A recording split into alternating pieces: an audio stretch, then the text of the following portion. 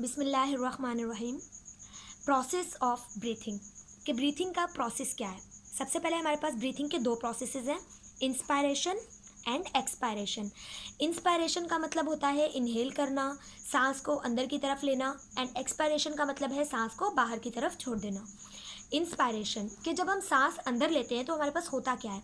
सबसे पहले इंस्पायरेशन में क्या होता है कि आप एटमॉस्फेयर से यानी कि हवा से ऑक्सीजन को या एयर को अपने सांस के ज़रिए अंदर की तरफ लेते हैं और वो कहाँ तक चला जाए, एल्व्यूलाई तक चला जाए, इसे कहा जाता है इंस्पायरेशन।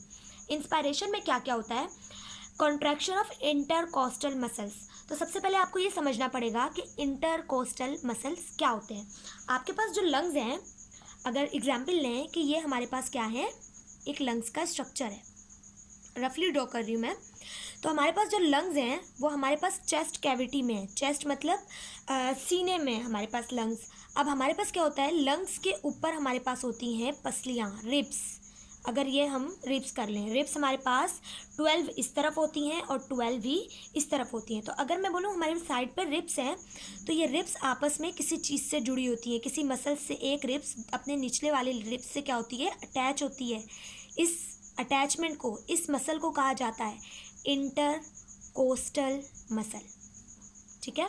उसके बाद हम आगे चलते हैं कि हमारे पास क्या होती हैं, कॉन्ट्रैक्शन होती है कि ये जो मसल्स हैं ये आपस में कॉन्ट्रैक्ट होते हैं, करीब आ जाते हैं जब हमारे पास हम क्या करते हैं, इंस्पायरेशन करते हैं।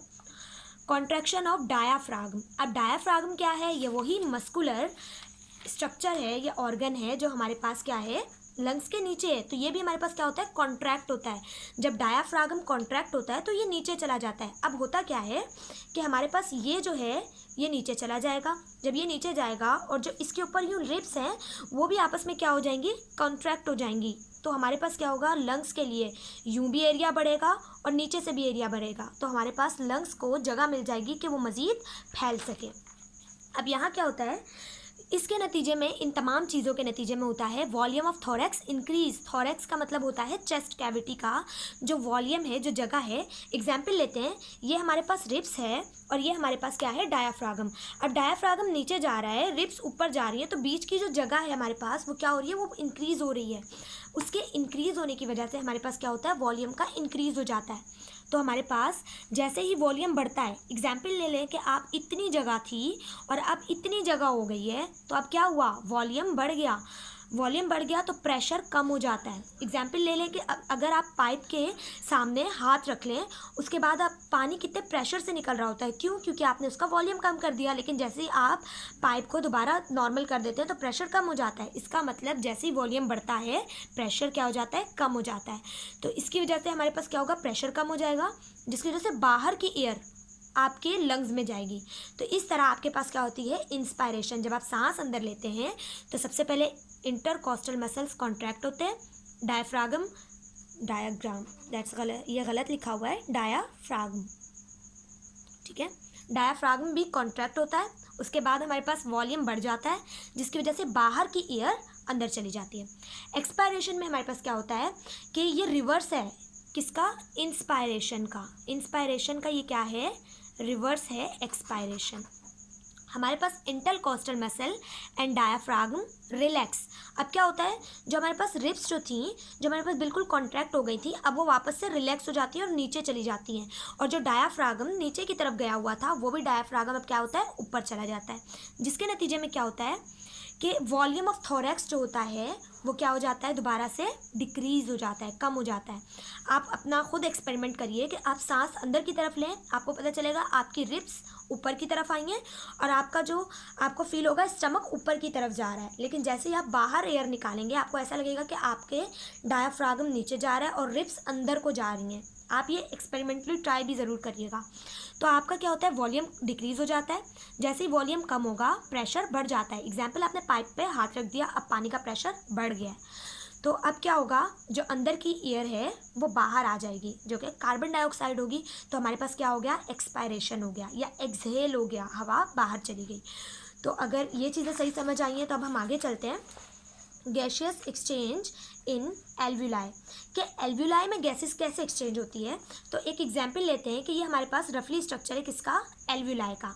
अब एल्वुलाई के ऊपर हमारे पास क्या होती हैं, कैपिलरीज होती हैं, तो कैपिलरीज और एल्वुलाई, ठीक है।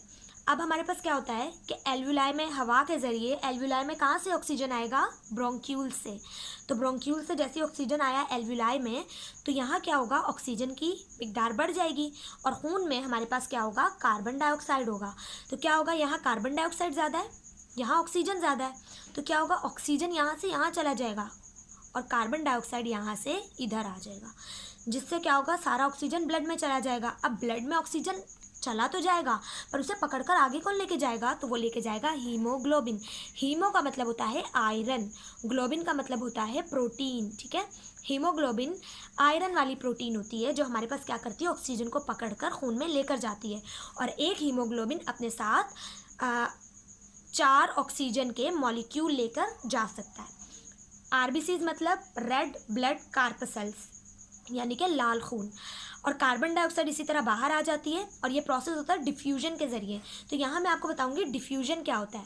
देखो, डिफ्यूजन का मतलब होता है चीज़ों का ज़्यादा वाली जगह से कम वाली जगह पर जाना। एग्जाम्पल ले लेते हैं कि आप यहाँ कमरे में, एक रूम है, आप यहाँ खड़े हैं, इस रूम में आपने की स्प्रे करने के बाद यहाँ खुशबू है पर इस जगह खुशबू नहीं है, तो खुशबू यहाँ से यहाँ चली जाएगी।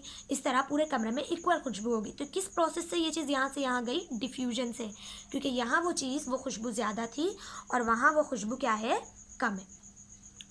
उसके बाद हमारे पास आगे डिफ्यूजन का अमल कहाँ कहाँ होता है। हमारे पास डिफ्यूजन का अमल होता है वाटर में, पानी ज़्यादा मिकदार से कम की तरफ जाता है, इसी तरह यहाँ ऑक्सीजन जहाँ ज़्यादा था वो वहाँ से कम की तरफ चला गया है।